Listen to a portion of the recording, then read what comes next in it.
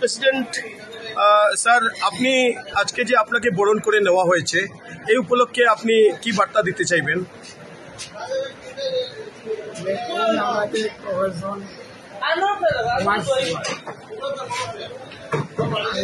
গরিবদের, ধনীদের, যে কেউ মানুষের থেকে আইনগত একটা দাবি আছে, তাহলে আইনটাকে আমরা আইন মতো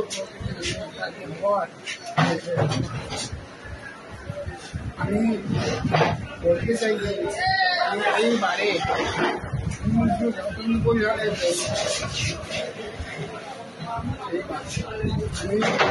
প্রথমে আমি আর্মি নেভিতে ছিলাম, চাকরি করতাম।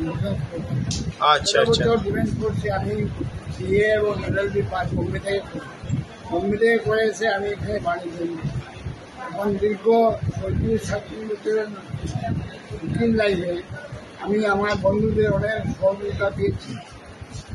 আমার যারা সিনিয়র ছিলেন, আমার সহহ্যান্ড যারা ছিলেন, অনেকে হয়তো গত হয়ে গেছে, এখন অনেক কমই আছে।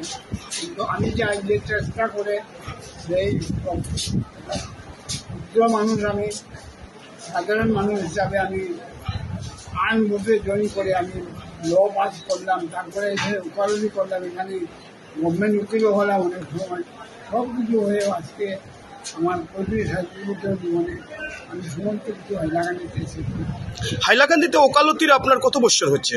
আমার 37 বছর হয়ে গেছে, রানিং 37 ইয়ার্স। এর আগে আপনি ডিফেন্সে ছিলেন? ডিফেন্সে ছিলাম। ল পাসও আমি বোম্বে থেকে করেছি।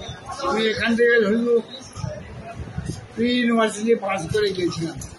বোম্বে থেকে আমি বিএ পাস করেছি, ল পাস করেছি, তারপরে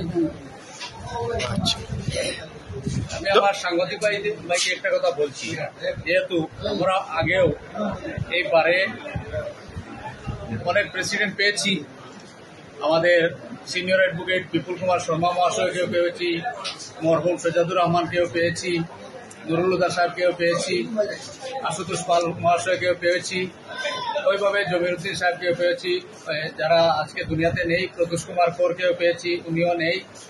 সবই ভালো ছিলেন, সবই অনেক কিছু করেছেন এই বারের জন্য।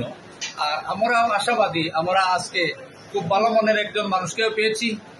ওনাকে নিয়ে, সঙ্গে নিয়ে, ওনার সহযোগিতায়, ওনার পরামর্শে আমি সেক্রেটারি হিসাবে বাদ বাকি যে সময়টুকু রয়েছে আমার দায়িত্ব পালন করার জন্য সচেষ্ট থাকবো। আর ওনার সবসময় আমার বারের সম্মানিত সদস্য সহ ওনারও সহযোগিতা কামনা করব।